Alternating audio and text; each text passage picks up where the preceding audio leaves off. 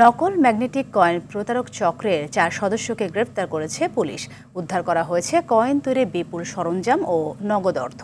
সকালে ডিএমপির মিডিয়া সেন্টারে সংবাদ সম্মেলন তেজগাঁও বিভাগের উপ পুলিশ কমিশনার ইবনে মিজান জানান, চক্রটি ভুয়া কয়েন দেখিয়ে এক ভুক্তভোগীর কাছ থেকে নগদ 1,20,00,000 টাকা ও 50 লাখ টাকার চেক হাতিয়ে নেয়।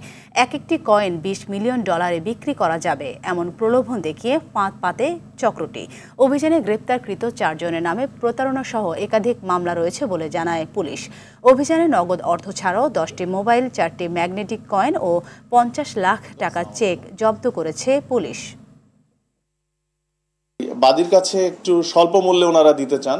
বাদী তখন এই প্রলোভনে পড়ে গিয়ে এই বাদী এই কয়েন ম্যাগনেটিক কয়েন এই ম্যাগনেটিক কয়েনটি নেয়ার জন্য তাৎক্ষণিক সেখানে 45 লক্ষ টাকা প্রদান করেন।